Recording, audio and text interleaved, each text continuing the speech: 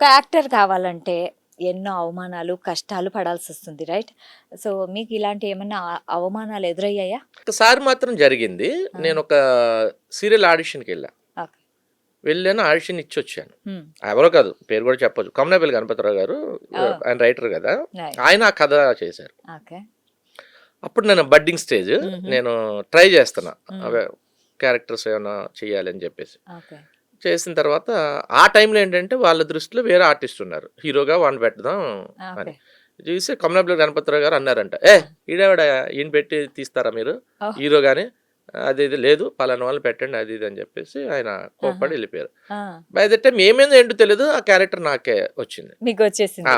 నన్నే పెట్టుకున్నారు వాళ్ళు. ఫేట్. ఫేట్ అయిపోయింది. మేము చేసిన తర్వాత ఓ రోజు గణపతిరావు గారు మేము అందరం ఈవినింగ్ ఆ లొకేషన్ సాయంత్రం కూర్చుంటే, బట్ ఆయన చాలా ఓపెన్. శ్రీరామ్, నేను ఒక మనిషిని రికమెండ్ చేశాను, ఆహా! నిన్ను వద్దు అని చెప్పాను, ఆ!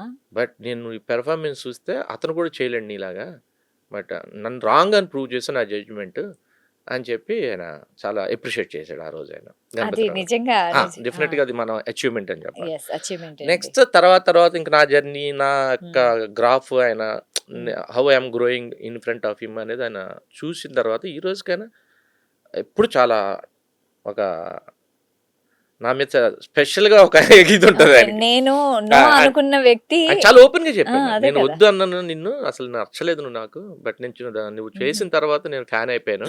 మా హ్మ్. ఇంట్లో కూడా ఈ రోజు వాళ్ళ పిల్లలు, వాళ్ళ కోడళ్ళు, వాళ్ళందరూ కూడా ఈ ప్రేమంది మధురానికి ఎడిక్ట్ అనమాట. ఓకే. సో ఆ! అట్లా ఒకటే జరిగింది. బట్ నాకు ఎంత పెద్ద అవమానాలు లేదా పెద్ద ఇది లేదండి ఎప్పుడు. ఓకే. అలాగే ఎక్కడ నాకు తెలియదు, ఆయన చెప్తే తెలిసింది అది కూడా.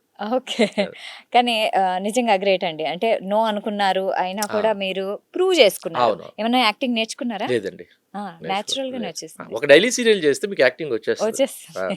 ఓ 300, 400 ఎపిసోడ్స్ మన ఎవరికీ రాదు బేసిక్‌గా. కొత్త ఇప్పుడు లాంగ్వేజ్ తెలియని అమ్మాయిని మనం తీసుకొచ్చి ఇక్కడ పెడుతున్నాం హ్మ్. హీరోయిన్‌గా. హ్మ్. అమ్మాయికి లాంగ్వేజ్ కూడా తెలీదు. తెలియదు. వాళ్ళేంటంటే లెర్నింగ్ బై డూయింగ్ అంతే. అంతే. ఇప్పుడు మనం ఏం చేసినా మనం అది హ్మ్. ఎక్స్‌పీరియన్స్‌తో వచ్చేదే. అంతే. ఇప్పుడు ఎమోషనల్ సీన్స్ ఉంటాయి గదా! సీరియల్స్‌లో. అవును. మీరేమో చాలా ఈజీగా ఎమోషన్ చూపిచ్చేస్తారు. మరి ఇంట్లో గూడా అలా అయితదా? అసలు మీరు సంబంధం ఉండదు. మీరు ఆ! ఇల్లు సెపరేట్, సెట్ సెపరేట్. ఓకే. ఏదైనా సిట్యుయేషన్ ఉందా? అంటే ఆ క్యారెక్టర్ అట్లే ఇంటికి కూడా లేదు, వచ్చేసేలాగా? అలా ఉండదు. ఆ క్యారెక్టర్ అక్కడే ఇంకా. అక్కడ ఆ! అయిపోతుంది. దానికి దీనికి అసలు ఏం సంబంధం లేదు. ఏం ఒకసారి అక్కడికి సంబంధం లేదు. అయిపోయిందంటే అది ఎండ్. హ్మ్. బట్ అంటే నేనేంటంటే మల్టిపుల్ టాస్క్ ఉంటుంది నాకు, స్క్రిప్ట్ గురించి కానివ్వండి, లేదా హ్మ్. వేరే వేరే కొత్త ప్రాజెక్ట్స్ కోసం ఆర్టిస్ట్‌లు ఎవరిని హ్మ్. సెలెక్ట్ చేయాలి, ఇవి ఉంటాయి కాబట్టి బ్రెయిన్‌లో రన్ అవుతూ ఉంటుంది. ఓకే. హ్మ్. అయితే ఇప్పుడు మీకేం పాజిటివ్ కామెంట్స్ అయితే వస్తాయి. ఎప్పుడైనా నెగెటివ్ కామెంట్ ఏమైనా వచ్చిందా? డెఫినిట్‌గా అదే మనం పాజిటివ్ తీసుకున్నప్పుడు నెగెటివ్‌ని కూడా తీసుకోవాలండి. రైట్. ఆ! 100% దానికోసం వర్రీ అవ్వక్కర్లేదు. అదే చెప్తున్నా, మనందరికీ నచ్చాలని రూల్ లేదు. హ్మ్. నచ్చిన వాళ్ళు ఉంటారు, నచ్చిన వాళ్ళు నచ్చ ఉంటారు. ఏమన్నా ఉందా అలాంటిది షేర్ ఉంటాయి, ఉంటాయి, చేసుకుంటారా? ఉంటాయి.